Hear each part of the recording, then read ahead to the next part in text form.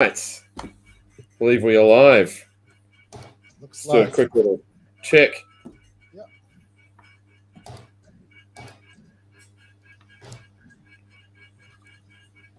Oh, well, I can see us. I know we're live. There we go. All right. All Very right. exciting. Exciting. Excellent. All right. Well, That's when you hear that bit of feedback coming through. yeah. Last thing we need is to hear Simon twice. All right. Well, looks like we've got a few people who have shown up already, so let's get the show on the road. Welcome everybody. Welcome to the first tasting of the year for the Oak Barrel. I know it's February. We've been a bit slack. I think the last tasting we did was in November with Scotty and myself. If you haven't met me before, my name is Josh. I'm the poor sod or the lucky bastard, depending how you look at it, who's taking over from Scotty. So I have to fill those shoes. Thanks, Scott. So I'm the new whiskey and spirit educator here at the Oak Barrel, and you'll be getting to know a lot more of me. So yeah, looking forward to it. Tonight, we are here to try the Boutique Home Nation series, and we're very, very fortunate to be joined by Simon McGoran from Proof & Co., who's no stranger to Boutique tastings here, and by Dave Worthington, who's the global ambassador for Boutique. So I think in front of you right now, you should have your 8 samples. And if you haven't made it up yet, I invite you to make up a little introductory highball. And I will throw it on over to Dave, who will walk us through this series. Good morning, y'all. It is morning here. It's just 8:30 in the morning over here in deepest mid Bedfordshire. It's lovely to be back in Australia again. I mean, the weather has even brightened up here. It was a balmy 15 degrees yesterday. Almost back into shorts over here. I'm just gonna have a little quick sip of the coffee. Now, don't make that highball as watery as those two guys had. I mean, they drowned their little sample. I know you've only got little samples there, but World Whiskey Blend. What did we do that for? Well, we needed a continuous liquid. Boutique whiskey has never had any continuous liquid. Everything's been small batch. Some of them have been quite big batches, but generally really quite small batches, 2 to 3 to 400 bottles of each release. And that makes putting whiskey in a bar, and certainly something repeatable in a bar, very, very difficult. And we're working on that, but not in that side of things. But the World Whiskey Blend was really an homage to Scotch whiskey. So there is a little bit of Scotch in there, but also brought together the way the world drinks whiskey. Most people who drink whiskey don't drink it out of a little nosing glass. They drink it out of a rocks glass or a highball glass, and they use mixers, and that's what we blended this for.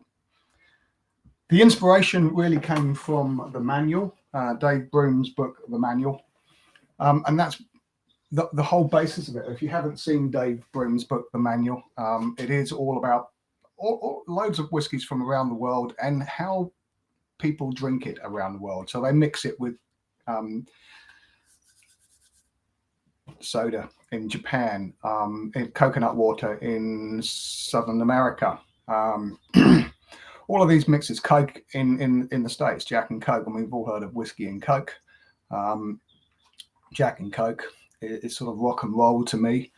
And that's really where the World Whiskey Blend came from, the inspiration for it. And we've been, as an independent bottler, we've been passionate about great whiskey from right around the world. I mean, beginning of last year, we launched our first series of last year with an Australian collection. So 8 Australian whiskies that you would never see over here. Some people wouldn't even heard of some of the distilleries that we bottled over here, and it was really, really successful. And hopefully we'll be going back to Australia soon to pick up a few more distilleries, because the whiskey was absolutely banging. Now, the World Whiskey Blend, really Scotland, Canada, Ireland, Sweden, USA, Switzerland, the Netherlands, Taiwan, India, some Italian whiskey, some German single malts in there, French, some South African, some New Zealand, and even a little bit of Australian whiskey. There's lots and lots of whiskies in there. The backbone of it is Canadian grain whiskey. We were talking about corn whiskey. Grain whiskey was the backbone of Scotch. blended Scotch whiskies. Up until fairly recently, 90s, maybe a little bit later, they were using corn. Nowadays, nearly everyone uses wheat, and it's a very, very different spirit. It's much lighter. The corn seems to give a lot more body to the single grain. And we wanted that body, which is why we went to Canada, who do make great grain whiskey in their Canadian blends. So yeah, yellow dent corn, same corn that's made in bourbon. Americans obviously make great corn whiskey with their bourbons. Where's the best grain whiskey at the moment? Probably Canada and South Africa, to be honest. I mean, if you've ever tried Baines, the corn grown in those climes, they seem to make great corn whiskey. Will corn whiskey come back over here? Yes, I'm sure it will. It all depends on the price of wheat and grains at the time. So I still think North British are still using a bit of corn over here, and certainly the old North British, you can tell the difference between that and some of the wheat grains. But that's the world whiskey blend, and it really is to way the world drinks whiskey. We didn't want people sitting it in Glencairns and nosing it, because that's not what it's for. It's for putting it in a rock glass if you want a cube or two of ice to drink. It's a session whiskey. It's a drinking whiskey. It's not and a mixing whiskey, but it's not a nosing whiskey. So a blend of whiskies from right around the world, mixed for blended for mixing. We have sort of 7 signature serves. So green tea, as a lot of Southeast Asia are using green tea. Now, I'm not going to make a pot of green tea up, but these, you probably have them over there, green tea in little plastic bottles in your fridge, in the little grocery stores, that we don't see something like a can of Fanta or something like that. The green tea. Don't go and make yourself a pot of green tea. But ginger ale, coconut water, cola, tonic, and soda. Now, whiskey and tonic is fairly new to me. It wasn't in the manual. This is a new one that we tried, really, because we've got a lot of gin people in the company. And whiskey and tonic really works, and it's very, very refreshing. If you like tonic, that is. I know lots of people don't like tonic. It really does work for me, and you can certainly get people who don't like whiskey who come around your house and ask for a gin and tonic, and you pour them a world whiskey blend and then do it tonic, and they go, oh, this is lovely. What's this? What gin's this? I'm drinking. You're drinking whiskey, actually. So yeah, we've caught quite a few people out like that just for a giggle. I really love it with coconut water, and that's something I really do enjoy in the summer. But it's not quite summer here, so I won't be joining you behind. So I've got a fresh pot of coffee, which is well, it's very tropical over here today, Dave. So I actually mixed mine today with some homebrewed ginger beer, because I'm that kind of guy, and that went very well. And yes, there's a lot of mixer in there, but I put quite a healthy slug of whiskey blend because I happen to have my own bottle. So rest assured, the whiskey's coming through. Yeah, we like to make it 1 part whiskey, 2 parts mixer. Perfect. Oh wait, I wasn't meant to go 50-50. Well, we can certainly do 50-50. But we've got a few whiskies to get through this morning. I'm very excited about this lineup. I mean, I think I last tried all of these would have been halfway through last year. So it would have been, yeah. Yeah, they've taken a while to get down here. We were planning to do a tasting towards the end of next year, but all sorts of stuff was going on, all sorts of silly business, as we all know, at the end of 2021. So it's been delayed until now, but I'm sure it's going to be worth the wait. I'm excited. Yeah, me too. This is actually going to be the first time I tried these. It has been a while since we've had these out, I must admit. Although we're still talking about them, as Boutique Whiskey Company, as an independent bottler, we started getting our act together properly as a business sort of thing to release whiskies with a sort of a theme.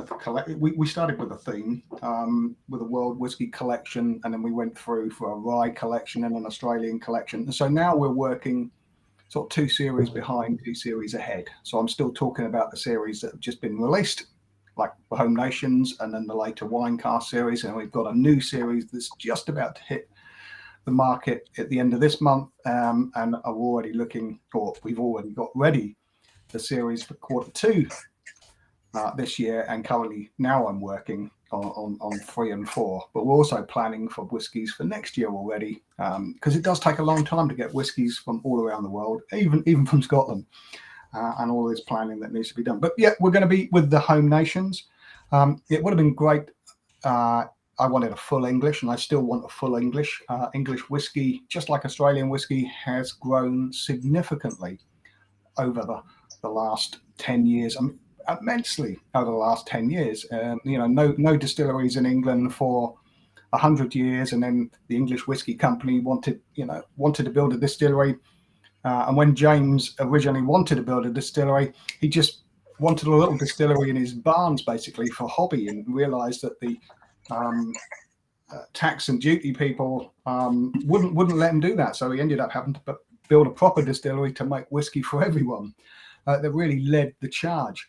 What we're going to start with, what I'd like to start with, is this single grain from the little Oxford distillery called the Oxford Artisan Distillery, or TOAD, or Toad as we like to call them. Now this is really kind of special. It is a single grain whiskey. We only have the same categories as Scotch. It can only be called a single malt if it's 100% malted barley in copper pot stills, just like anywhere else in the world, more or less. This is a single grain, but it's all made from heritage grains that are all cultivated, distilled, and matured within 50 miles of this Oxford distillery, which is not too far. If you look out this window over here and just maybe that way, I think, over that way. It's a bit south of me. Oxford, not very far away from me at all. So all local grains. This is a mixed mash bill. So this is distilled from a mash bill of ancient heritage grains. 51% corn, 34% rye, 10% wheat, and 5% malted barley. So it really is like, you can almost call this a bourbon. You can't, because you can't make bourbon outside of the United States, but it's a mash bill. It's a high rye mash bill that would follow an American whiskey. It also went into a brand new charred American oak cask for the first 19 months of its life, which is very much like a bourbon. If this was made in America, it could be called a bourbon. It doesn't need to be any length of time in the cask, as long as it's been into a new American oak. Well, it doesn't even have to be American oak, but a new charred oak cask. So that's where it started life, and it was cask number 1. So this is the very first cask that they laid down, and then they split that into 2 batches after that 19 months, and they transferred this into a smaller French oak cask, ex-Sauternes, so that's sweet wine, dessert wine from France, and that's the remainder of its maturation, 21 months. It's been in Sauternes.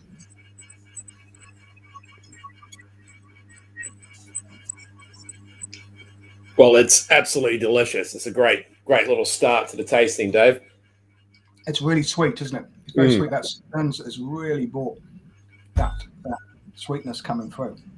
It's a tiny little distillery. It's the first certified organic grain to glass distillery in the UK. They designed and built their own stills, and it really does look a little bit steampunk if you ever look at their stills on their website. They called them Nautilus and Nemo, and then they have these 2 great big distillation columns. They designed and built them alongside where they couldn't find engineers just to do this. So they went to a steam preservation society, people who restore steam engines. So it really is a bit of steampunk. But yeah, they're passionate about heritage grains. So they have a farmer, an agro-botanist, as their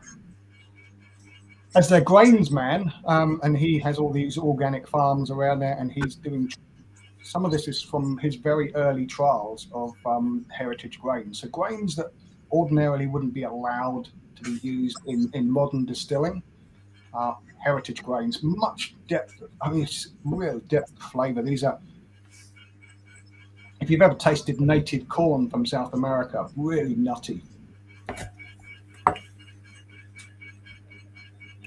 mean, I almost get, probably not something you're familiar with, Dave, but get a bit of a wattle seed character coming through. Right. No, I'm not. It's a native Australian grain that has this nutty, chocolatey character to it. I don't know if you can see the label there. Let me get. Let me just share a screen. I can talk about it then. I got a bit of birds cheeping. Is it me or is it? There's a bit of squeaking. I got my fan going. That's nice and sticky. So. Okay, this is the Oxford. Can you see that? Not yet. Okay. Yes, it seems to be below me. Okay, maybe we need to sort the. I can see it on my screen here, below the picture of me. But you can see the label there. I hope. Anyone? No, we can't see it on the video, unfortunately. Do I need to be? Does someone need to sort that out with the formation of who's showing what? Josh, you want to go back and show all of us? Show all the. Can you show all of our screens? Yep. See if that helps. Josh and tech support sorting this out. Yeah, sorry about this. Oh, good. Oh, it's just I forget how good this is every time I revisit it. Oh, I took it out last week for a little tasting.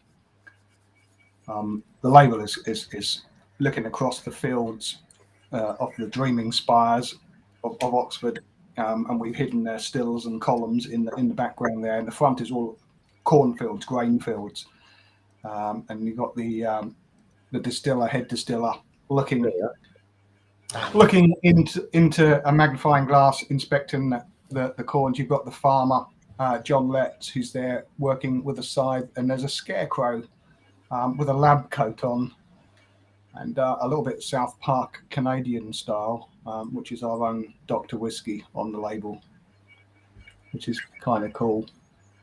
Brilliant. We've got that slide up now too, Dave, so everyone should be able to see the label. Yeah, it's you can see the bottle. The bottle looks very light there. The whiskey is much darker than that. It's a much darker whiskey than that, but that's an artist's impression of it at the time, but that needs to be changed because it's not as clear as that. It's a much darker liquid. Very good. Where did I say we'd go to next? Let's go to Wales next. Yeah, Penderyn. I think you said you wanted to go to. Yeah, we can do Penderyn next. That sounds like a good start. It's this is Fuzzy Peaches. It's our second batch from Wales's first distillery, a distillery with an all-female distilling team, founded in 2000. So some 6 years before English whiskey started. Again, it was the first whiskey distillery built. In fact, it was the first whiskey distillery built in the UK outside of Scotland for over 100 years. Now, they use unique Faraday stills, which I've got on our label. So I'm going to put it up there very quickly so you can see there. So we've got a blueprint of their Faraday stills on the label. And then we've got the sort of artist's hand there, holding a red pencil with dragon scales on it, and got the little gold signet ring on the finger. Because the Welsh gold is sort of a symbol on their own whiskey. Unique Faraday stills processes the entire distillation procedure from wash to new make spirit in just one still. Now, when I first went there, they weren't making their own wash. That was being made by the local brewery down the road to their specs, and they only had 2 Faraday stills, but they have they've expanded recently, and they put in a couple of pot stills, and they were making their wash. Last time I saw them, they were putting washbacks in there, but the new make spirit is taken out of these stills at a mighty 92% ABV, so pretty high. The resultant spirit is really light and clean. Now this release comes from this. Oh, that's the. I'm just seeing that's the text on there coming through. Yeah, the toad is really delicious. Now this is fuzzy peaches because this is coming from an STR cask, what we call over here the mark of the swan. STR refers to a specific formula for shaving, toasting, and re-charring of red wine hoggies. It's a creation of the late Dr. Jim Swan, the same guy that sorted out sort of Cavalan, who's been over to Israel and sorted out milk and honey. He went over to France and looked at Amore. I mean, every distillery, many distilleries, he's had this little touch. We will come across a couple more in the lineup later today. But, out of interest, Dave, have we bottled something from every distillery that the late Dr. Jim Swan worked on? No, not yet. There's too many. We've done a few, though.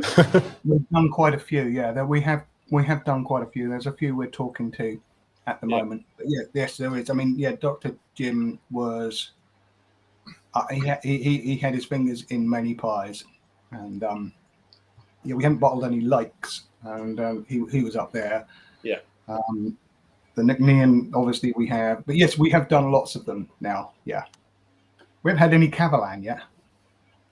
We need to work on that. I think that would go all right. We do. We have bottled Taiwanese whiskey, though, haven't we? We did a Nantu.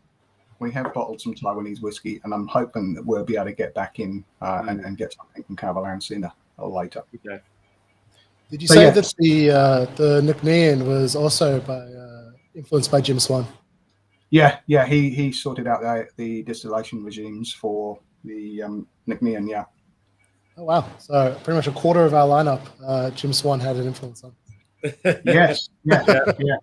Even White Peaky had a little touch too. Yeah. Almost only a tiny little touch, and that's why it's a signet on the label rather than the swan. It was just a telephone call. I like that. So yeah, STR casks, tons of flavour by creating that new sort of charcoal filter between the spirit and the cask, which draws out those impurities. This really light spirit from Penderyn. I think the first bottle release that we did that sold out pretty quick was Madeira. This one is STR cask. This one sold out really quickly, but it is so peachy. It reminds me of get these great peach mildly alcoholic highballs in Japan.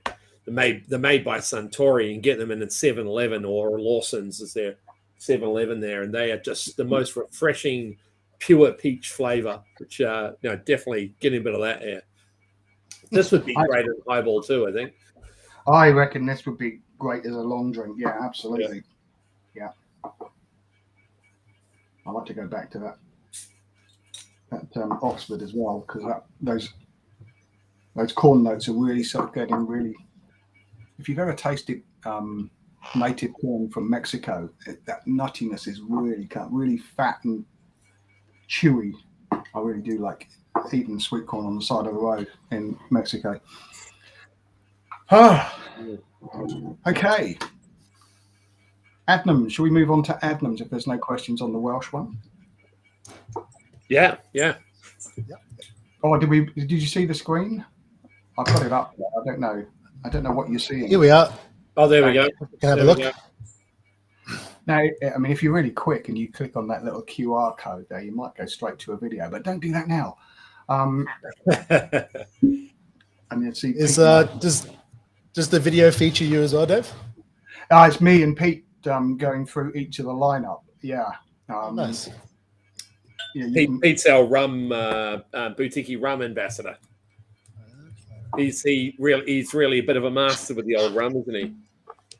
He's my oppo. I learn everything about rum from him, and he learns everything about whiskey from me. And we sit there right at the beginning of the when we get all these whiskies chosen and we get all the samples.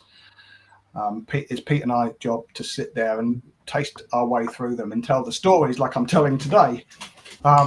and go through and taste it. And of course, I like to do them, especially I know what the whiskies are coming through and I'm being told what they're like. I don't go and buy. Sometimes I get involved with the buying, but most of the time, certainly some of the introductions I've done here, and I've tasted the spirit from the distillery. I think we need to do something with these guys. But yeah, I try and do the samples blind and Pete blind as well. So we're genuinely shocked and surprised about, wow, wasn't expecting that sort of thing, which is what I like about doing it with Pete. And we also do something on live streaming late at night. Well, not late at night, but probably be a bit early in the morning for you. But once a month, we do something called Tots and Drams, where Pete and I sit and basically catch up with a couple of drams and a couple of tots and tell stories effectively. I moved on to the Adnams. Adnams is probably the second distillery in England that really opened it. It was actually a brewery. Adnams over here is a big brewery, a big brewing history, long brewing history over on the Suffolk coast in a little village called Southwold. I mean, really, really pretty little place. This is a 7-year-old. It's the first Adnams I've ever seen with an age statement on. They don't have an age statement on there. They just have their single malt and their grains, and they're doing some really interesting stuff. But it is a brewery first and foremost. Not only are they a brewery, but they own a number of pubs and hotels in the area. And I really love the whole ethos of this company. It is all about a local community. Their green credentials are obviously very, very high as well. It's all about local grains. They use a brewer's yeast. So this brewer's yeast has been cultivated for over 80 years now, and this is the same yeast that they use to make their spirits too. This one has been matured in a new French oak cask. So it's a lot richer, and it's just a gorgeous, gorgeous color. And it's very, very rich wood notes coming through there. I went to, I think, one of the first English distilleries I visited, and I tasted some of their young whiskies. This was before they really had anything to release, and I was really blown away with what they were doing. The quality was just superb, and they were distilling their beer a long time ago called Spirit of Broadside. Obviously, they couldn't call it a whiskey, and it was matured in a cask for a little while. But this is proper whiskey and 7 years old, and that French oak is really coming through. Oh yeah, it's sort of a woody apple, sort of really woody apple note, sort of like overripe, soft apples. But on the palate, there's lots of coffee and really rich on the palate. Do they use any specialty malts at all, Dave? Sorry? Do they use any specialty malts? Do you know? I don't know. They didn't mention anything about specialty malts. It is all local grains, and say that self-cultivated brewer's yeast is what they've been using for the last 80 years. So it's the first brewery in the UK that has been granted a distiller's license. Now, they stopped making whiskey throughout the pandemic. I spoke to John at the end of last year. In fact, during the whiskey show when we launched these, and they just started making whiskey again, but they had to stop. See, a lot of not only are they a brewery and a distillery, I mentioned that pubs and hotels and coffee, all of that had to close down over here, lost a huge part of their revenue stream, and so they had to focus on making cash.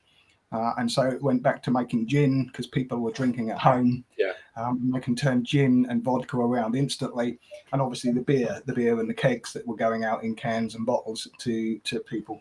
We had a similar crisis over here in Australia. Everyone had to quickly, started making hand sanitizer, then realized no one needed that much hand sanitizer, and yeah, there were kegs of beer just being poured down the drain. And I believe a few distilleries actually did rescue those kegs, and there's bound to be a few projects come out, in a couple of years' time that will be made from those rescued kegs of beer. Which will be interesting. Yep. centuries of brewing tradition. Graduated. They took that step. Yeah, they took their time getting there. Yeah, I mean, I think this. I'm pretty certain it's the first independently bottled Adnams as well. I think they don't really shout about their whiskey making at all, and it's about time someone did, because I was a huge fan of what they were doing. I'm thinking this is really interesting. Yeah, some of that one malt was a little bit different, and it is different because they're using French oak. They're also using this brewer's yeast, which not an awful lot of distillers do. I mean, some of the smaller distilleries in England are using brewer's yeast. But most of them are just using the standard distiller's yeast. And yeast is a few of the US distilleries, especially with the brewing backgrounds, are crazy about yeast. But is it true that in Scotland, at least with a lot of the traditional distilleries, yeast is yeast is yeast? Everyone just buys the same distiller's yeast, and that's that? Yeah, if you have a look, see, most of the Scottish distilleries were set up for making fillings for blends. And so it's the blenders that are dictating what they're wanting that distillery to make. 90% of the world Scotch whiskey is still blended Scotch whiskey. It's slowly, not so long ago, it was sort of 95% malts, and that's slowly sneaking down. I think I counted a couple of years ago and it was 89 and 11. Oh. But, most of the world drinks blended Scotch whiskey. And so the blenders have a huge say in what the distilleries, this is the profile we want from this distillery. All these distilleries that are changing hands and now building single malts. Glenallachie, for example. Glenallachie's malt up until fairly recently was all destined for the blended Scotch whiskey market. And it wasn't just a particular style that blenders wanted. So now Billy Walker's got in there and he's having to change things. They've had to change the fermentation regime. He's had to change the distillation regime. And of course, everything that he's inherited, this whiskey, is all the same style of whiskey that the blenders wanted, which is why most of the Glenallachie has to be finished these days, because it wouldn't be different otherwise. It's just that, it's blending stock. And I'm not saying that blending stock is wrong. We bottled some amazing Scotch whiskies that are blending stock. The Tonics that we've recently bottled. Yeah. Nice. Yeah. Yeah. When you nose at first, a lot of people saying, "Is this a rye?" Because it's got that sort of spiciness, graininess to it. And you think, is this a rye? Because I do know they make a rye whiskey, and I'm saying, you're seeing someone saying, "Then don't grab them on the nose." But I certainly get that sort of rye note on the nose from it. Mm. Oh, yeah, definitely really chewy on the palate. I agree with that, Travis. It is very chewy. Lots of chocolate and coffee sort of notes. Do you have the label there for us, Dave? I've got it already underneath. Yeah. There you go. All right. Okay, we've gone for a play on ghosting with our label here. So if you look on the Adnam, we were looking for stories and history about the distillery, and so they've got this long history about pubs and hotels, and there's lots of ghost stories featured in their history. And so we thought we'd have a little play with a modern twist through text messages, and we're being ghosted here by one of the distillery ghosts, or the hotel ghosts here. I can't remember the name. I can't actually see the name here, but Boutique Whiskey, and we're talking to Joanna. Joanna is one of the hotel ghosts that's mentioned in their stories. But yeah, long history. And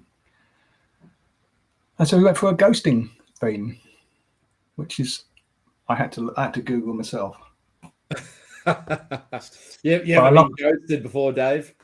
No, I haven't. I don't think so. I wouldn't have heard them. I'm deaf, so. Yeah, we're playing on that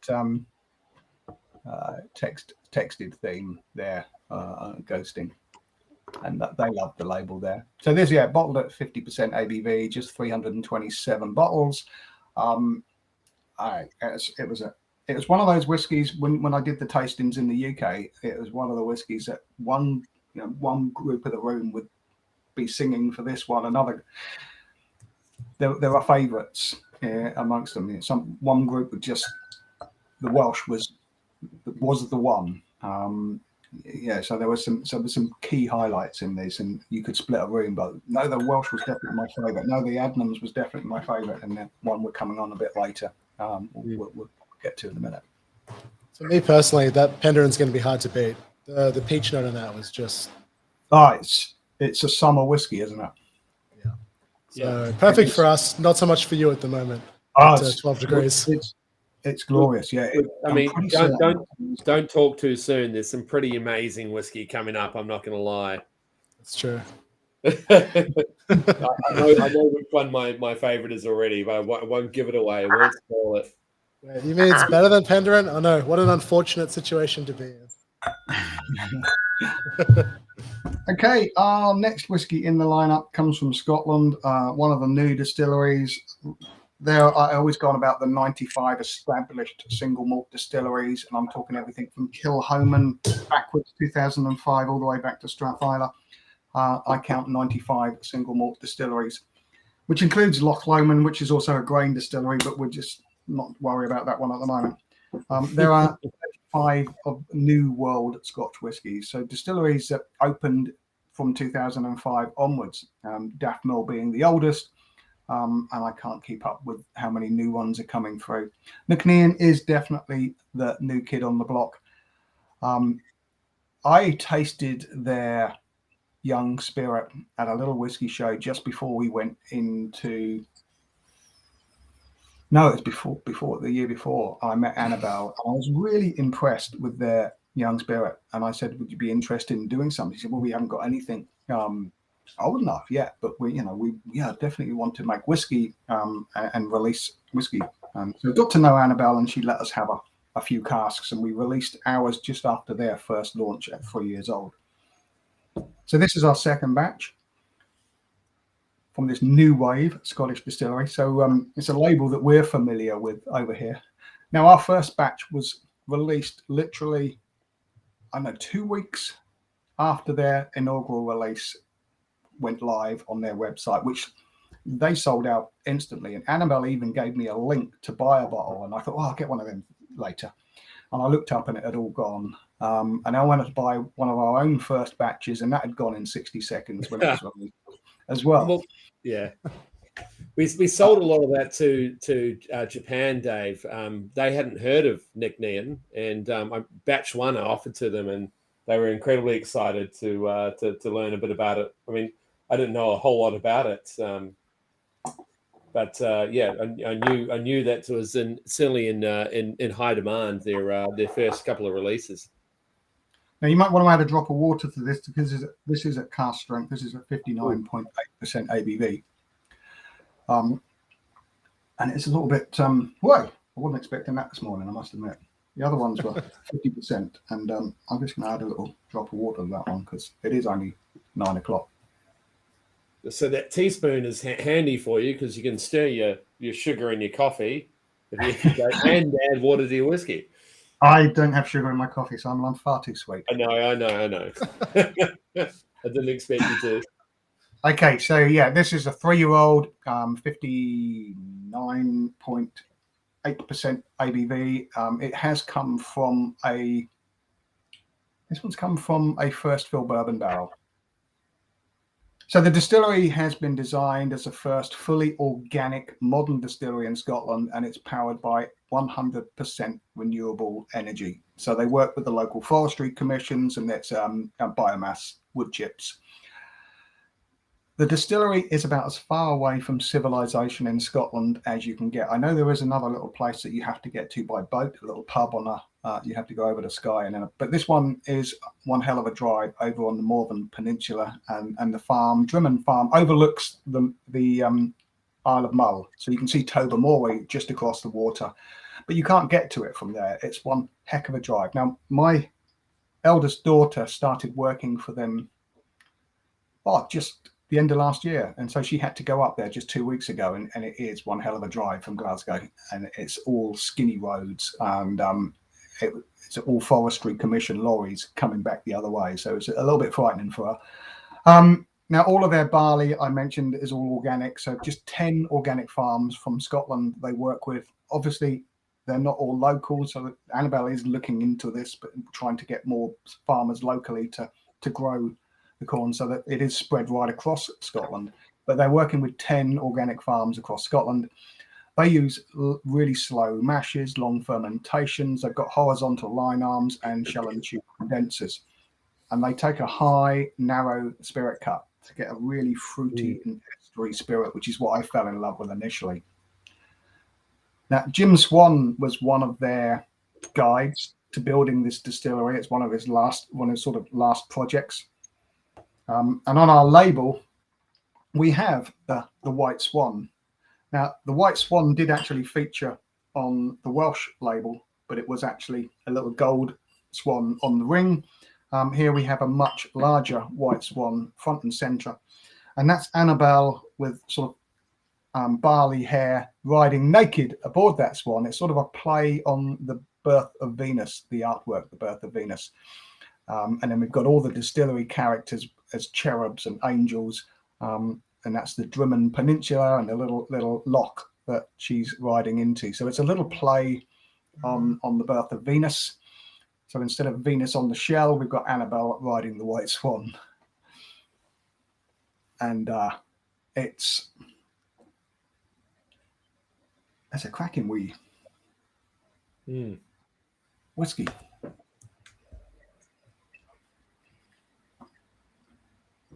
I think a little water in that really did help. It's got a lot creamier. And that sort of creamy vanilla, ice creamy sort of notes coming through now. Oh.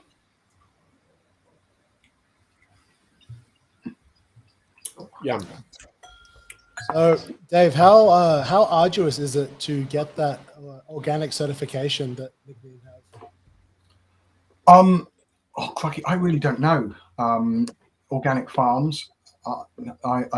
There's so many years, isn't there? Soil Association have to be. I really don't know. That's not in my speciality at all. But I was just reading in the news yesterday that the distillery has been awarded this mark about being sustainability with a very, very high score. It's sort of the first Scottish distillery to be granted this mark, and they were exceedingly proud of it.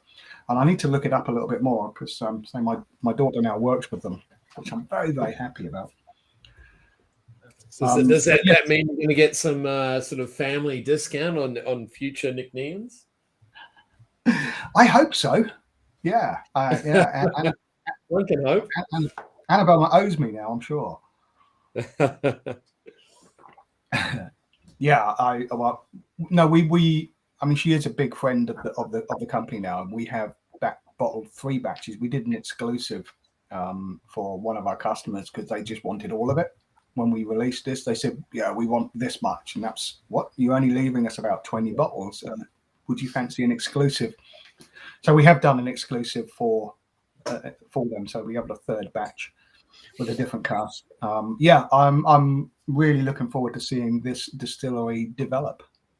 They've got a great team. They've got a great CEO with Annabelle Thomas at the helm, really taking the lead and pushing McNean out everywhere.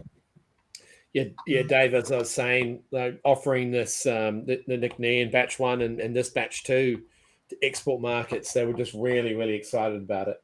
New Scotch whiskey coming out, and the fact that they've got this these organic credentials as well was a real draw card. But no, the main thing is that it's just bloody delicious liquid. Yeah, just 3 years old.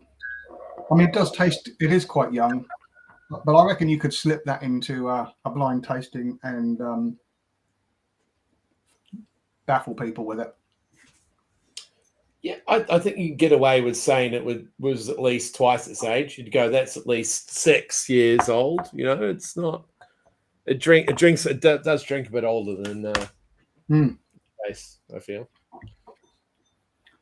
But they're doing some wonderful stuff, and certainly they just did one with a tequila cask that I tasted. One of Annabelle's releases that she did last year, and that was obviously everything's just 3 years old, coming up to 4. They've got a lot of good stuff coming through. And Jim Swan, Annabelle not only wanted to release young whiskey, she wanted to be able to release whiskey that's 10, 12 years old. So she's planning for the future. And so Jim said, oh, well, you can't lay down this way of distilling. So she got 2 types of distillate going through, 2 distilling fermentation regimes, one for Jim Swan's young whiskey releases and one for laying down that will be ready in traditional 10, 12-year-old whiskey. That's smart. That's very smart. So she's laying it down, yeah. But she's got a good following over here. Right, Dave, where are you taking us next? Well, I'm going to go back to the English Whisky Company. This was the first distillery I ever visited. The English Whisky Company, founded in 2006. First whiskey came out in 2009, and they started off with their chapters. They were releasing chapter 1s at 1 year old, etc., etc. And then they got rid of all the chapters. A bit of a sort of mixed market. I liked the chapters, but it was a little bit too difficult for the Americans to understand, apparently. So this is a 12-year-old. Again, this is at cask strength. So this is at 63.4% ABV. Now, when I took this out the other day, I didn't think this needed diluting because I think it's perfectly balanced. But at 9 o'clock in the morning, it might be a little bit powerful. Fortunately, I've got too much on this afternoon. I've certainly got no new samples to taste, so that's kind of cool. Now, at the time, this was the first commercially available 12-year-old bottle from their distillery. There was a private cask that a group of friends, me and a group of friends, had bottled a little while ago from a very small cask. But this is from a first fill bourbon cask. So they import casks whole, because there's no cooper. There are cooperages in England now, but coopering is in Scotland. And so they break down the barrels and turn them into hoggies. The English Whisky Company have been importing whole barrels from Spain and America since they started. So they come in a container complete. And this is the first fill bourbon. Oh, this is excellent, Dave. This is very good. So this has been going on from strength to strength. I think it's the finest English whiskey I've ever tasted. I say I'm a huge fan of this distillery. The new make spirit straight off the still is absolutely delicious. David Fitt is their distiller. He's been with them right from the start. He's an ex-brewer from the local brewery in the area. And it was Ian Henderson was sort of dragged out of retirement, who sadly died just a few weeks ago. But Ian Henderson was dragged out of retirement at the time to come and set them up. He was the ex-Lafroig manager. And so they set the distillery up and sorted out the distilling regimes. And David has just gone from strength to strength from there. Now, it is a family-owned distillery. It was a dream. James Nelstrop was a farmer, and he was growing the grain that was being shipped to the maltsters and then off to Scotland, and thinking, oh, why don't we make, if we're growing all the grain here, why don't we make whiskey here? And we haven't made whiskey in England for over 100 years. This is when he found out about all the English whiskey history. Now, if we do look at English whiskey history, it is really sketchy. There's lots of little distilleries a long, long time ago. But when Alfred Bernard travelled around, I think he just noted 6. And so this was at the end of the 1890s. And all of those distilleries were making grain and malt whiskey, but generally to pad out Scotch. This is before Scots whiskey had to be distilled, matured, made in Scotland and bottled in Scotland. There were London distilleries, Liverpool and Bristol distilleries, but they were basically making grain whiskey and sending it to Scotland for making into Scotch or Irish or whatever they wanted to make at those times. So there wasn't this sort of history of English whiskey making like this. This is the first distillery. The oldest distillery and way ahead of the curve. I mean, they didn't expect anybody else to start making whiskey in England when they named themselves the English Whisky Company. So they sort of got the market there. Last count, 33 distilleries in England Shire now making whiskey, which is the drop in the ocean of how many whiskey, as we're quickly finding out how many whiskey makers there are in Australia. But yeah, 33. There will be a new count on St. George's Day this year. And I know there are a few more that have added, because I've got some new make spirit on my desk from these distilleries that they've just started making their own whiskey. They just started doing their cuts. I'm taking some new make spirit from these little tiny distilleries, one-man bands, just like you have in Australia. I mean, what I love about this is we've got a proper age statement here, Dave. I mean, do we expect to see a lot of these New World distilleries start to have an official or regular release that is a double-digit age statement? I'm certainly hoping. I think that's the intention of all of these distilleries. You know, the 10 and the 8, 10, 12 are sort of numbers that certainly, if you go back to 40 years ago, they were all 8-year-olds in Scotland, weren't they? Every whiskey was an 8-year-old. You go back into any of these old auctions or these bars where they've got all these whiskies from the 60s and 70s, they're 8-year-old. 8-year-old was considered an old, extra old whiskey, and 5-year-old an old whiskey. But times have changed. And you know, marketing changed that when there was that whiskey law, and they had all this old whiskey, so age was better. And then they sold all of that age statement whiskey, and then age is irrelevant. It's when it's ready. Call me cynical. But yes, the English Whiskey Company they wanted to do something different, so they actually released an 11-year-old as their sort of flagship single malt. Slightly different, but they didn't release a 10-year-old. They did release a 10-year-old to their founders clubs and things like that, and you could get a 10-year-old at the distillery, but they never released it to the market. And their 11-year-old distillery release was recently awarded sort of the English Whiskey of the Year at the Wizard, Dominic Roscoe's Wizards of Whiskey. He's a huge fan. I'm a huge fan of this distillery.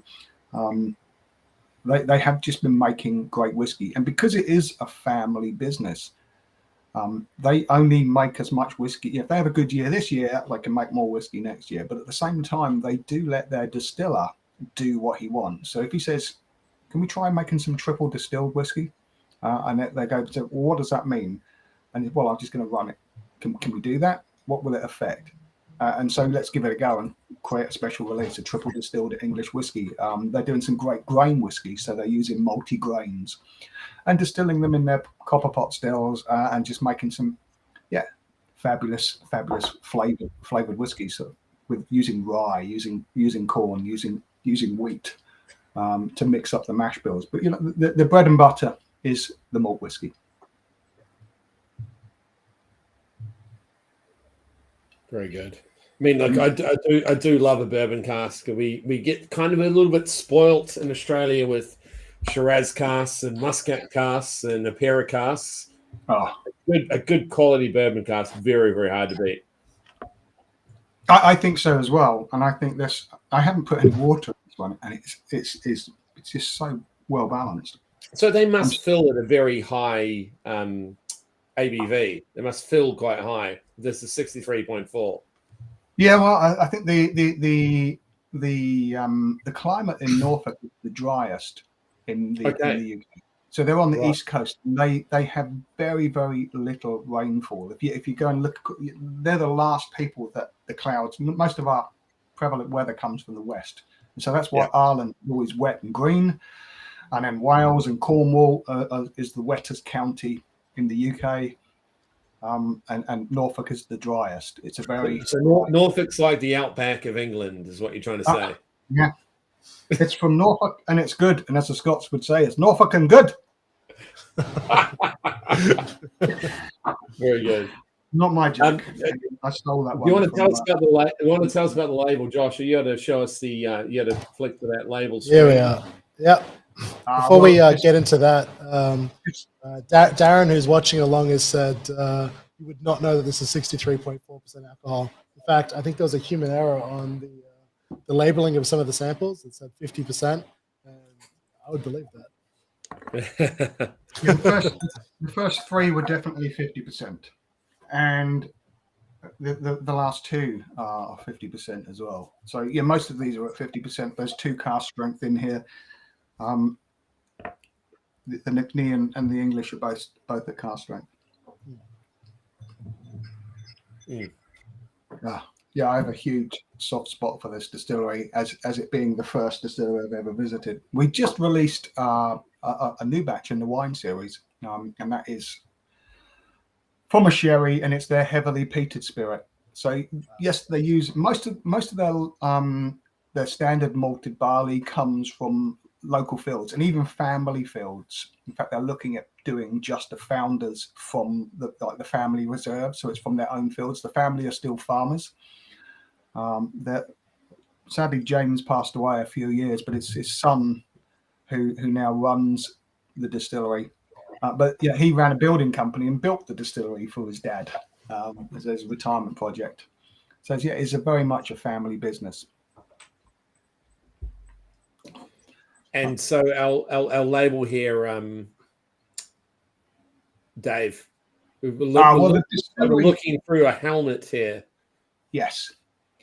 We're St. George's. The name of the distillery is St. George's Distillery. They wanted to be the St. George's Whisky Company because, England, St. George.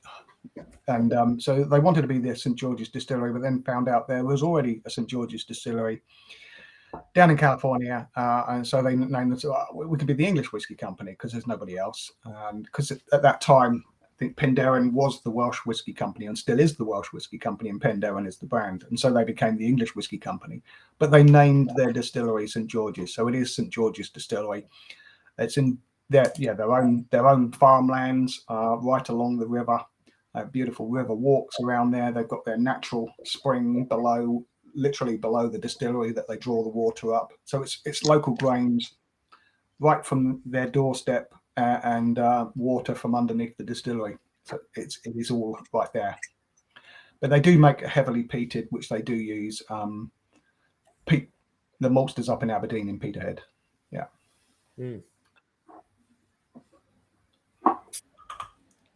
That's a cracker, isn't it? I think so. Absolutely. Fantastic. So for me, though, Penderyn's still number one. Penderyn's still number one. I was just about to ask. See, this for me, that's my vibe. That's right in my wheelhouse. That's the English, but yeah, I still know what's coming. There's still some good things on the way. Where are we heading to next, Dave? Well, this one was in your advent calendar. Yes. This is the one that was in your advent calendar. This is the next one. We're going to White Peak Distillery. This is just 2 years old. We can't call it a whiskey here, which really annoys me. And it all goes back to the 1915 Immature Spirits Act. So I'll get off my soapbox. I actually have my dram here from the advent calendar, and actually says whiskey on the bottle because we can call it whiskey in Australia. So actually had to get them change the label for Australia for the advent calendar because it is whiskey in Australia, not in the UK. Yeah, we did that label for them. I wanted to call it whiskey. That legally we're not allowed to. It just upsets me deeply. That you can call rum as soon as it comes off the still. It's just white rum. You can call tequila, whether it's young, rested, or aged. And I would like the same over here. Before 1915, obviously you could. The Immature Spirits Act was a deal basically between the government and the distillers at the time, because the theory was that immature spirits made you drunk. That was the problem. The problem, drinking culture wasn't the drinking. It was because we're drinking immature spirits. And if it was rested like 3 years, it became mellow. And the people who were drinking it were mellow. And so originally it was going to be 2 years. And then this is at the time when the government were actually thinking of prohibition in the UK, just around the First World War. So the Immature Spirits Act came in, and that's where our 40% ABV and our 3 year rules came in, and it's stuck there ever since. Before that, it would have been drunk as and when. There was still older whiskies, matured whiskies, but there was also whiskey, the cheap stuff that was straight out the cask sort of thing, and almost clear. But this is White Peak, a little distillery just up north from me in Derbyshire. They just releasing their first ever 3-year-old whiskey tomorrow. It was meant to come out at the end of last year, but they had glass supply issues. I've just tasted the new whiskey last week, which I've just got on my desk here, a little sample of their first ever Wireworks whiskey. I fell in love with, I was fortunate at an English whiskey festival and met Max and tasted some of their very, very young spirit and thought, bloody hell, this is cracking. Called him up and said, would you like to do something with us? And he said, well, my first whiskey is coming out here. And I said, well, how about we release this as part of our Home Nations series just before you're about to launch your real whiskey, and sort of as a little taster for this. And he thought it was such a great idea. So this is just 2 years old. It's been in an STR cask. We spoke about STR casks a little while ago with the Penderyn, shaved, toasted, and recharred. Now, this is from a dream, effectively. Max had a dream way back in 2016, and it took another 2 years before he could turn that dream into a reality. He wanted a site near a river. He had this vision of his distillery. He needed to be near water because, romance and water. And he ended up in the Derwent Valley, the River Derwent, running through a beautiful valley in Derbyshire, which near home, almost on his doorstep sort of thing, which is now a World Heritage Site. This is a big old Victorian industrial complex. And he's built his distillery in something called the Old Wireworks. So this is a really long, he's actually in the maintenance buildings out the back, but the front bit there that they're still there is the Old Wireworks. So it's a very, very long, if you've ever been to a rope works or a wire works, they're very, very long buildings so they can get these huge runs of cables. And these are the wireworks that were made to the first undersea cables between UK and America. Well, they designed and built the distillery using local engineering companies wherever possible. There was a big local engineering company, very, very local to them, built most of the distillery. But they had their stills built by Macmillan's up in Edinburgh, Preston Pans, Musselburgh, one of the oldest remaining coppersmiths in the world. Now, he wanted a house style, and he wanted a house style that was lightly peated. So this ends up about 6 ppm in the malt. So 80% of the malted barley is unpeated, and 20% of the malted barley is heavily peated, like 45 ppm, I think he said. And then they have the ratios mixed together to end up with about 6 ppm. So you can just get that little bit of lightly peated. That's the house style. Now this one comes from that STR cask, so you've got those sort of red wine fruits coming through there at just 2 years old.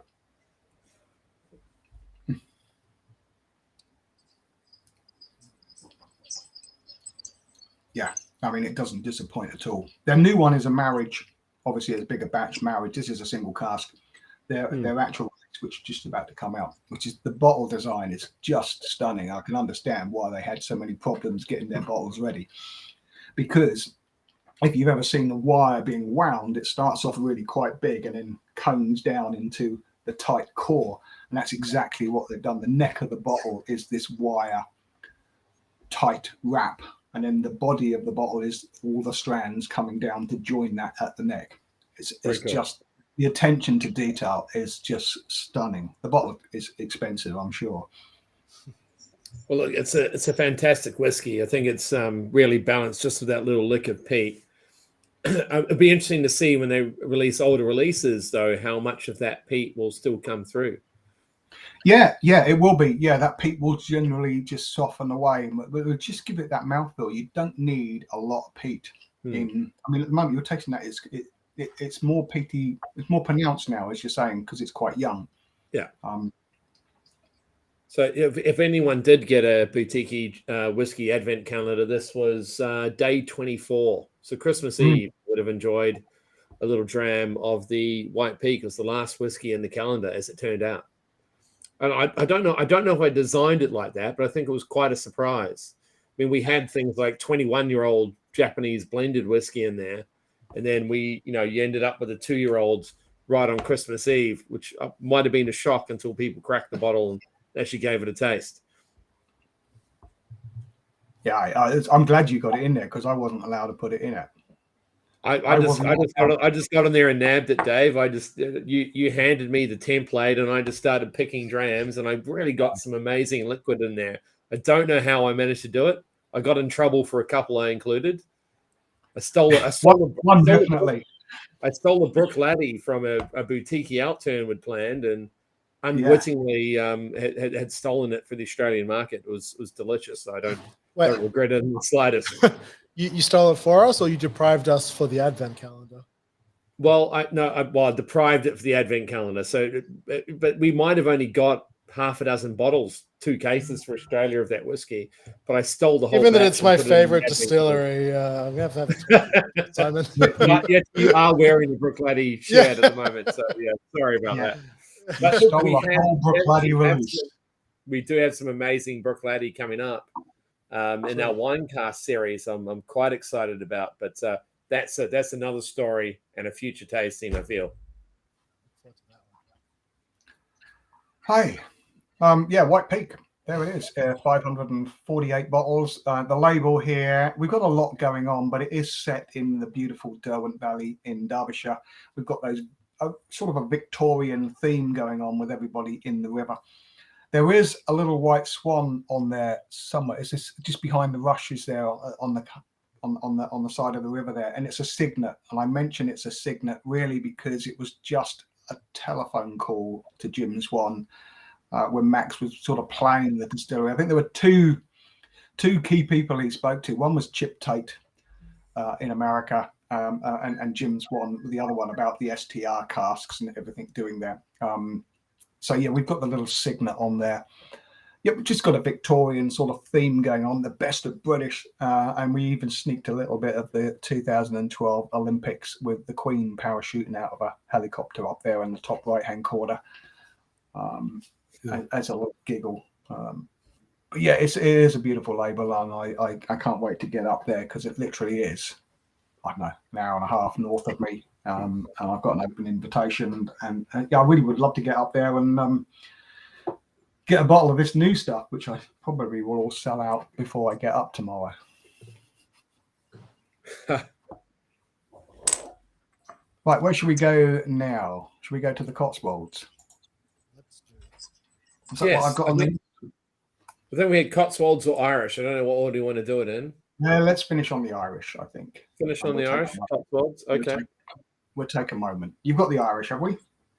We do have the Irish, yeah.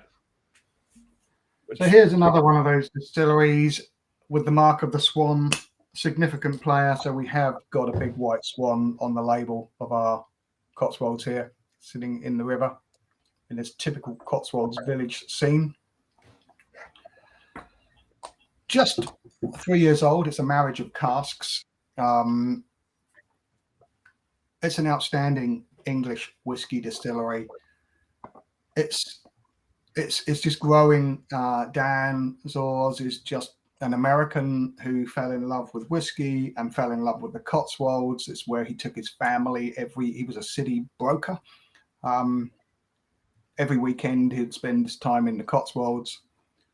Took his family out of the city into the Cotswolds, and just fell in love with this little place. And wondered why no one had ever distilled whiskey. Got one of the old breweries all around themselves. It is outstanding natural beauty. The Cotswolds, the whole area is really, really pretty up there.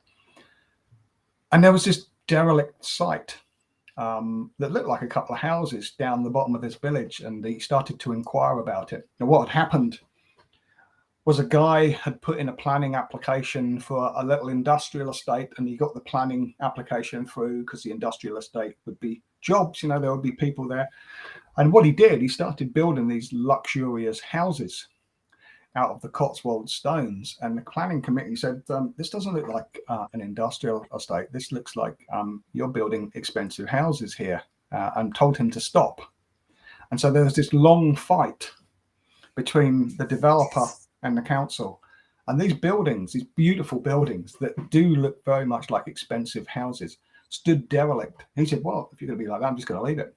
And stood derelict for years. And Dan came in and sorted out an agreement to turn these into a distillery. So the visitor centre is an expensive looking 4-bedroomed house that's been turned into a visitor centre, and the big one out the back, which was going to be a monstrous house, has been turned into a distillery.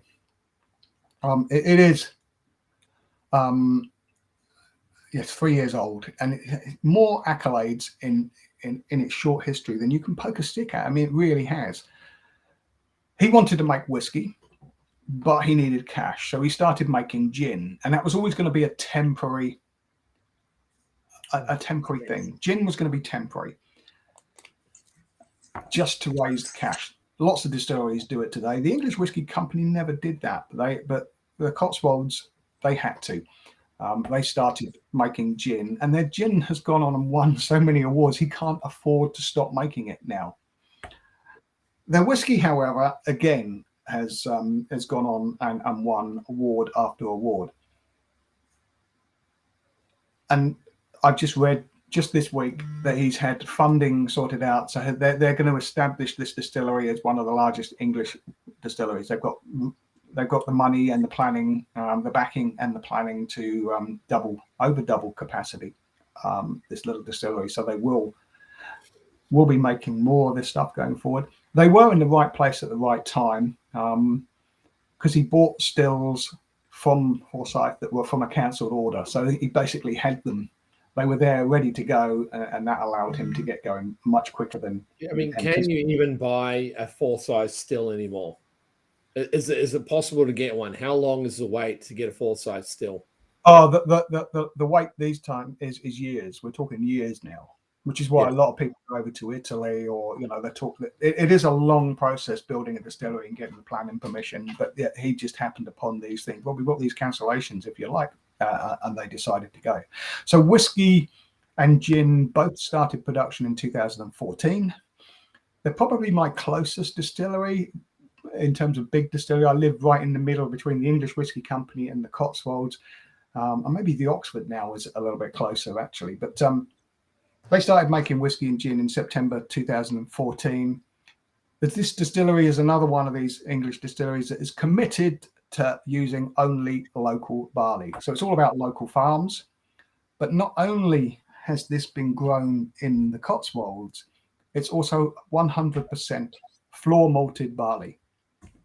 Right. So they work with the oldest working maltings in the country, in Warminster, which is not too far away from them.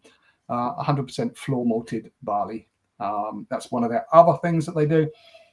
Local long fermentations, well over 90 hours. That allows that really fruity esters coming through on the new make. And it really does give that spirit. And this has been in STR casks and red wine barriques. And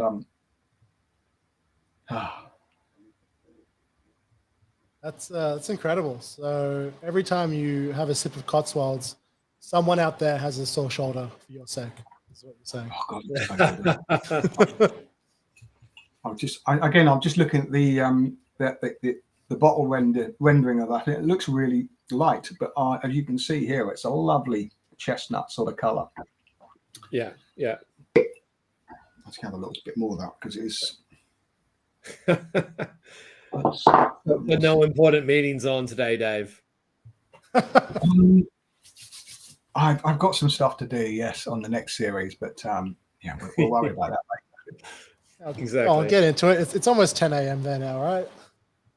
Yeah, 1:45. Yeah. Whiskey tastings in the morning are my favorite because then I've got the rest of the day to hang out. That's it. I mean, you're always in Australia at this time in the morning, generally, aren't you? It's the ones that finish at 3 o'clock in the morning that leave you hanging, like the American and the Canadian tastings. You're sitting here, and although I'm struggling to stay up for the start of it, and then once you get going, you get your second wind, don't you? And then all of a sudden, the plug is pulled at 3 o'clock in the morning, and I'm sat here and I'm ready to party. And everyone's gone to bed. I've just been disconnected from the other side of the Atlantic, and I look out the window and everyone's asleep. What can I do? Cotswolds. It's 50.4% ABV. I think this one is, and superb. Very good. Fantastic. So you said before that they're going to be doubling the capacity. Do you know what they're producing at the moment, or what their capacity is currently? I don't know what they're currently producing. I just know that they just want one pair of stills, and they have a little gin still that is working flat out. And I'm not sure if they doubled that one. They got another still in to do that, because their gin is in all the supermarkets. Their whiskey is in supermarkets over here. They've done an outstanding marketing job as well. They've got a great team. Yes, what how are they expanding? I literally just read the news, and it was sort of released on the Cotswolds Facebook page, or the devotees. There's a Cotswolds fans page. They have made rum, where lots of people are hoping they're going to make rum again, because that went in 60 seconds, and apparently it was very, very good. But it was a labour of, it was just a little side project that they did, and it did take the distillery out of production.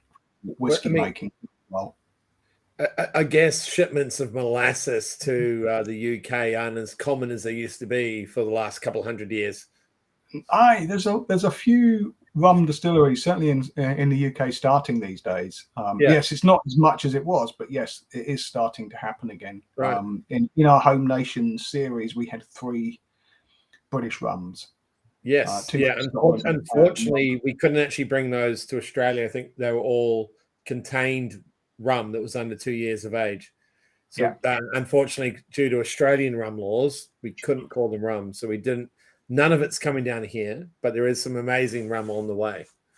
So So you can't call it rum straight off the still in Australia? No. Any traditionally dark spirit has to be minimum of 2 years of age. And there is a rather well-known distillery with some sort of Arctic beer on it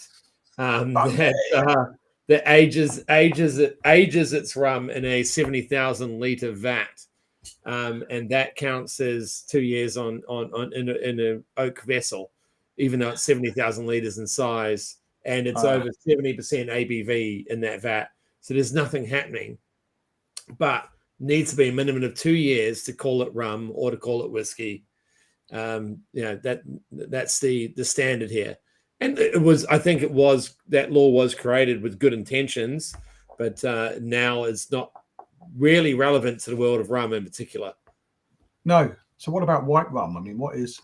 Well, so all white rum in Australia is either called cane spirit, or doesn't have rum anywhere on the label, or has been charcoal filtered, aged 2 years, then charcoal filtered to make it white again. White rum, yeah, okay. So it's a real problem. We can't get things like Ray and Nephew, but that's another story, another chat for anyone that's a rum enthusiast. It's hotly debated, but there are some fantastic white rums being produced. You can't call them rum, but fantastic sugar cane spirits being produced in Australia that are white rum in style. You just can't legally call them rum in Australia. Yeah, it's crazy, isn't it? These rules that were there to protect at one time need to be opened up a little bit. Yeah. I totally agree. I think they do, because we're just missing out on a whole lot of delicious things. I'd say, as far as logic goes, this one makes more sense than the theory that you said that young spirit would encourage overconsumption. It's like, if we make it more easy drinking and smoother and more approachable, people will drink less. That's definitely a flawed concept. What about gin and vodka? That's just agricultural. So we got one. Do you want to show us the label? Do we go through the label? Yeah, let's let Daniel loves this label. So we've got a Midsummer Murders sort of theme going on here. We've got the Cotswold Land Rover driving over a lovely Cotswold stone bridge. It's sort of a stow on the wold sort of village. The Cotswolds is an area of natural outstanding beauty, and the stones is this sort of sandy coloured stones, and villages are all made out of this sandy stone. If you've ever seen Midsummer Murders, this is exactly what this label was taken out of. Midsummer Murders and sort of a 1930s sort of vintage. Come to the Cotswolds, where the sun is shining. but we've got a little murder going on here in the background, which you can't see here. There's a little dead body here where my arrow is. I don't know if you can see my arrow. Let me put it over here. There's a little dead. Can you see? Yeah, there it is. I can see it now. There's a dead body, two pair of feet there hanging out of the bush. And then there's a little smoking gun next to it here. And that's Daniel Zors in his Cotswolds Land Rover. The White Swan, the little tip to the hat to the late Jim Swan. Now that dead body there, when Dan sees that, he just laughs because, you know, you get the village Facebook page or the village council. There's always someone who complains about everything or doesn't want anything to go through. Not in my backyard. NIMBY, as we say over here. And that to Dan, that's the guy that the village have taken him out. And yeah, it just makes him laugh. So, Midsummer Murders, Cotswolds thing. So that guy's the Brexiter, right? That guy there is the guy that puts up, oh, no, you don't want to be doing that in our village. The anti-vaxxer, the Brexiter, there he is. Yeah, that's the Brexiter. Absolutely. Take him out. So, yeah, he loves that label. Again, I'm just looking at the color of that. That's completely different to what it should be. Yeah. It's just a rendering. Yeah. We need a standard Pantone selection colors, don't we? Yeah. Right, I think we've got one more whiskey to finish off the tasting this evening, and we've saved something pretty special to last. So yeah, I would give your palate a wee clean. We've tasted a lot of 3-year-old whiskey, 2-year-old whiskey. We had a 7-year-old, a 12-year-old. We're ramping it up a little. Again, 50% ABV. 50.2 this one. So yeah, nearly all of them have been 50% apart from those 2 cask strength ones in the middle. Yeah, this is a 29-year-old single malt from Ireland. I see you've only got a little bottle there, Dave. They didn't give you a larger sample bottle. I have got just a wee bottle here. Yeah. It's very good. I have tried this recently. It's stunning, isn't it? Yeah, you might have seen this label before. It's not our first batch. This is batch 7. So we've had some batches in the past of 14, 12. Trying to remember them all. A few 15, 16, and there was a 28, and this is a 29. We're not allowed to name this distillery on the label because Bushmills won't let us.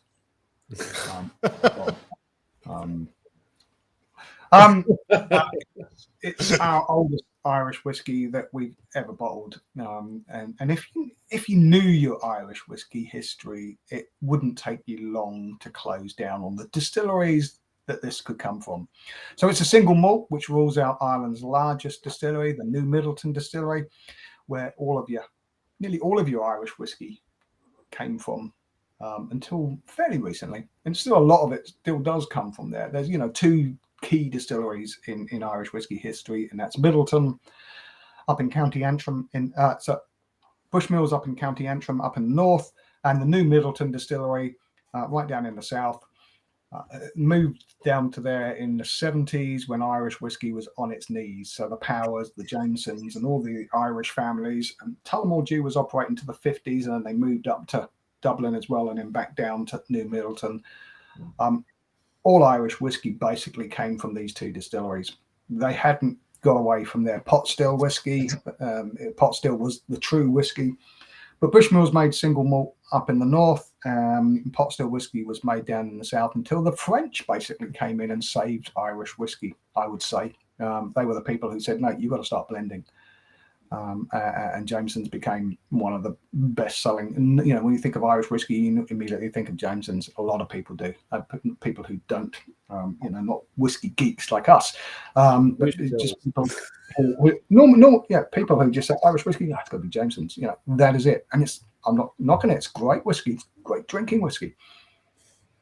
Sorry, I'm just seeing this little caption here. Boutique Irish 29-year-old.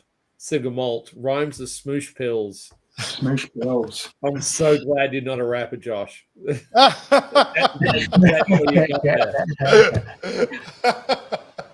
I pronounce it smush. Smush bills. Mm. Come on. All right. I'll work on it. Hold on.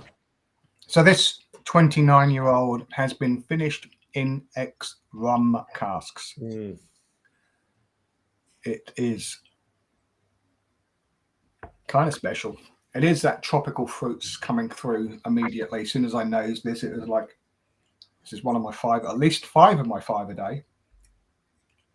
All 5 of them are contained in here with sort of melons and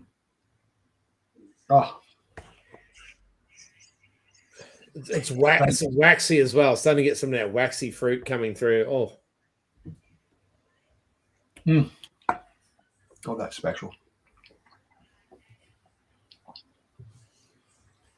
Yeah, it is everything you want, and that rum and raisin sort of ice cream coming in there as well. Yeah. To touch it up, but there's stewed apples and God, it's delicious. It is really kind of special. I've just seen some of the old Teelings that are coming out at the moment. They're very, very similar. Some of that will be Coolies. Could say there were just 2 distilleries until Cooley came along and started the revival of Irish whiskey back in '87. I know they had a bit of a hiccup to start, up and down, and it wasn't really until the sort of early '90s that they really got going. Today there are Irish whiskies everywhere, well over 30, more than the English whiskey, I would say, at the moment. But it's, again, a lot of these are very, very small, apart from John Teeling, who has the Great Northern Distillery, which is sort of the MGP of Ireland, a multi-purpose distillery that's making pot still, making double, triple distillation, making grain whiskey. Basically, he saw this rebirth of Irish whiskey coming, because Irish whiskey really did, well, certainly by the 70s, was on its knees. A number of factors. The first one being the pot still whiskey people saying pot still whiskey is the only true Irish whiskey. And there was a fabulous book written by the Irish whiskey distillers back in the 1890s, and maybe even a little bit before Bernard went around on his little visit in 1895. This is a pre-runner to blogs. It's the original blog post about anything other than pot still whiskey is inferior. That was the first nail in the coffin. The second nail in the coffin was the Anglo-Irish War of Independence, where we cut off, the English government cut off all their markets. So, well, you can't supply to the Commonwealth, which just, that cut off a lot of their markets. And then immediately after, their first biggest market was America. And Prohibition came in, which really messed them up a bit. And all of these Irish whiskey distilleries closed. And I think it was Tullamore Dew were in Tullamore in the 1950s, and they closed, and their original still is now in Kilbeggan. But yeah, it was a bit of a mess for Irish whiskey. And it wasn't really until Pernod Ricard came in and bought Irish distillers and said, we need to start blending, make grain whiskey, blend it, bring out the Jamesons and flood it around the world. That really they saw the Irish whiskey growing. And even then, they would say there's just 2 distilleries until John Teeling came along and built the Cooley Distillery, which is now owned by Brown-Forman. But yeah, the explosion of little distilleries. I mean, how many little distilleries are we looking at in Ireland at the moment? There's well over more. I mentioned 33 English, which I couldn't name off the top of my head now, and I know there are a couple more.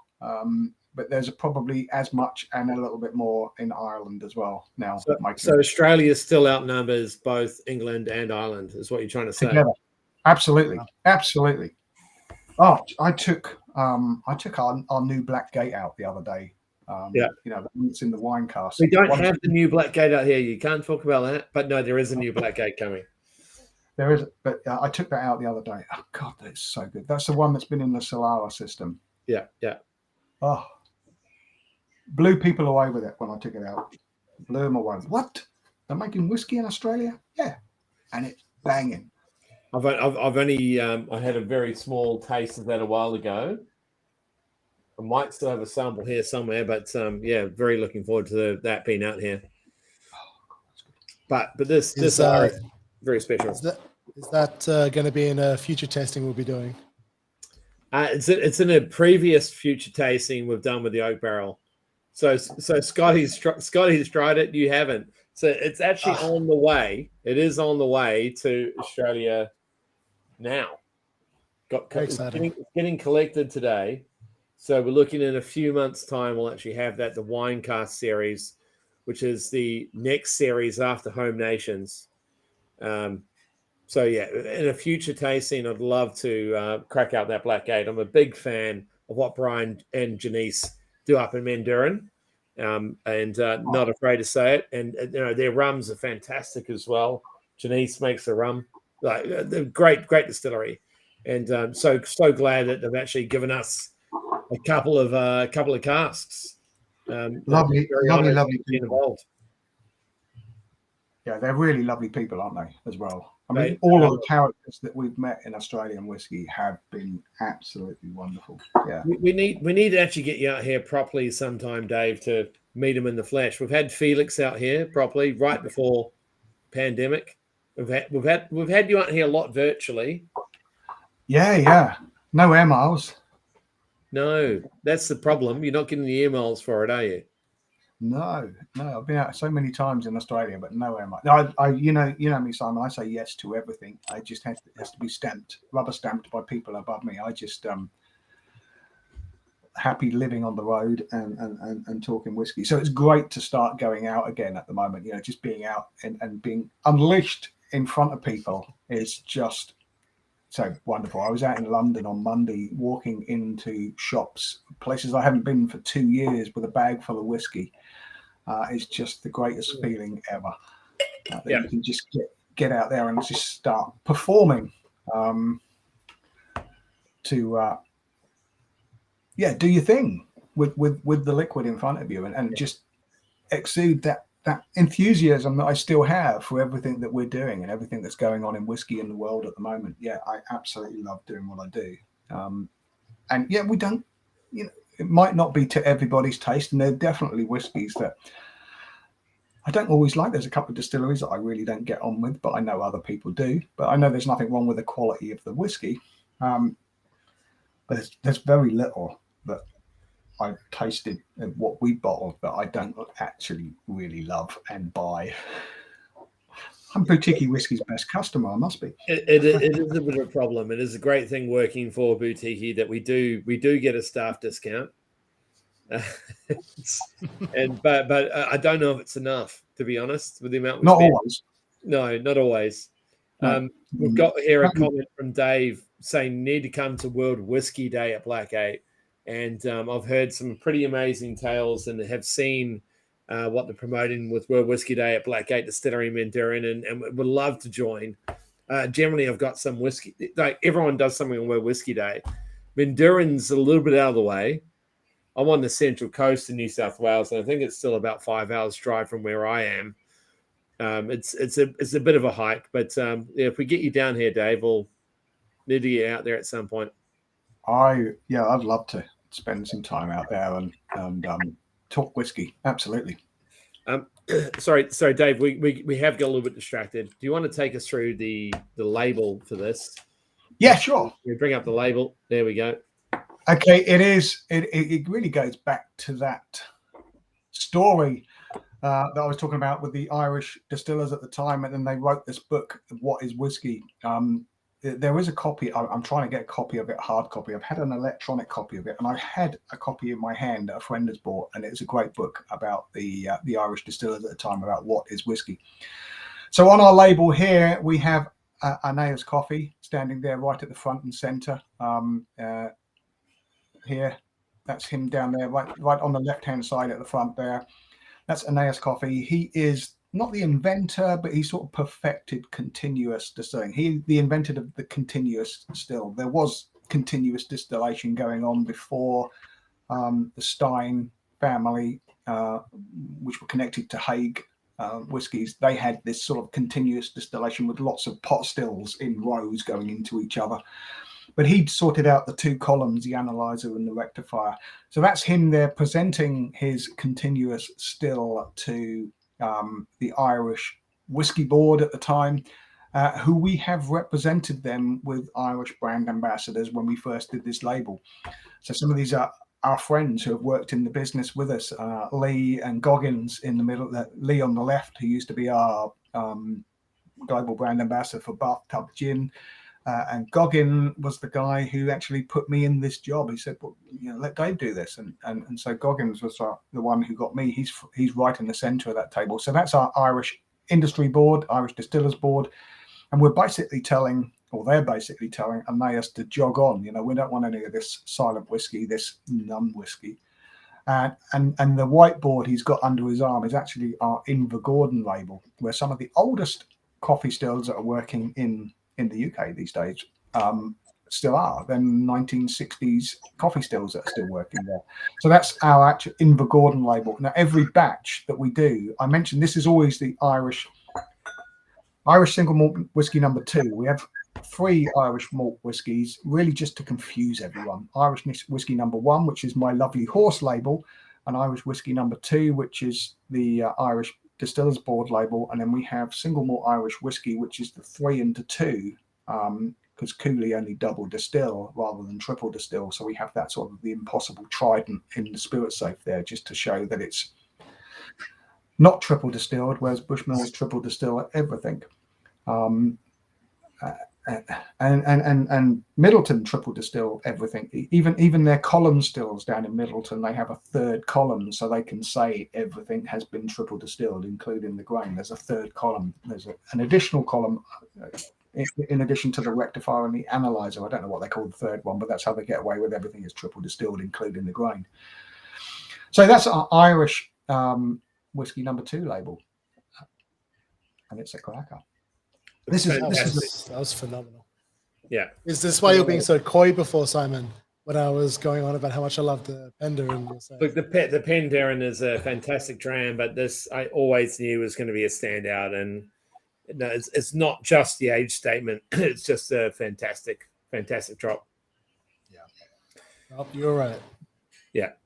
Yeah. No, I was lucky enough to open this for a whiskey festival down in Melbourne called Whisky Abbey, where we opened up a whole lot of expensive. We opened up a 38-year-old Altmore, 28-year-old Brookladdy, 29-year-old Bunnahabhain, and this Irish. And the reason why we could do that is it was a pay per dram whiskey festival, so people were paying to taste them. And as it turned out, everyone wanted to try the more expensive drams. So, we were offering drams for as little, a taster, for as little as $3. But people would instead decided to go for the $60 per 15 ml drams. So it was fantastic. It was a great excuse to open some amazing bottles. Awesome. That's glorious, isn't it? I mean, it really is a little drop. But you go back to that Cotswolds, and that Cotswolds 3-year-old stands up next to it.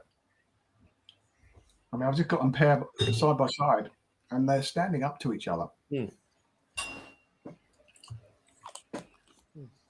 Yeah, I almost don't think the Irish versus the Penderyn is a fair fight, whereas the Cotswolds wowed me as well.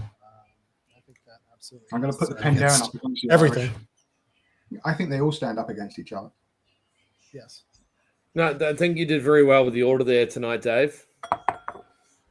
Well, we got it in the right. If we like I say, we should live forever now if we've done that in the right order. If I've got the order right. Hi. Oh, that was a cracking selection. I'd be very curious to see what people think in the chat as to the standouts of the night. I suspect it's going to be the Irish, but it'll be great to see. And all of these still available through the Oak Barrel at the moment? I think just about all of them are. I suspect the Penderyn, which we didn't get a great deal of, may be sold out, unfortunately, after raving about it. But everything else should be. And for those who have tuned in tonight, there'll be free shipping for the next 24 hours on all these products as well. There you go. And hopefully you're all Oak Barrel members as well. So the Oak Barrel members, you get a great price anyway. I know I am an Oak Barrel member. Yeah, it costs like a nominal fee, like $25 up front. But I mean, usually on that first transaction, you're getting that back. So I know way back, that's how they got me. Yeah, they get me. They get me every time. It's just one of those things. Like every time I come to the Oak Barrel, I just end up, just browsing and walking out with an armload of something. It's very dangerous. I was very restrained when I saw you yesterday, Josh. Yeah, I was impressed. Actually, when you were talking to Dave earlier about employee discounts not being enough to cut it, I can very much empathize with that. I don't think I've walked out of here with a paycheck yet. No. Well, yeah, we don't get employee discounts on any of the new series releases until they've been out there. So we can't go in and sweep up because insider knowledge sort of thing that they're being released on Friday. We can't go in and just buy everything. Yeah, we've got a rule. It's like, was it a 90-day rule? Something like that. Yeah. Yeah. If it's going to sell out in 90 days, we're allowed to purchase it. It's an honesty policy. So if we know it's going to go, we let it sell out. And if something, but look, fortunately, we do so many amazing releases that there's still plenty. There's plenty to mop up. Yeah, plenty to mop up. And if you got the insider, we still have a bit of insider knowledge on what's good. Yeah. Oh, as an independent bottler, we can't bottle anything that's not good. Everyone will remember exactly the moment that we bottle something that gone wrong. Everyone remembers that. Yeah. And no independent bottler would worth their reputation on that sort of thing. So we make sure that everything that goes into a boutique whiskey bottle is the best that we can do. If we're not happy with it, it won't go into a boutique whiskey bottle, period.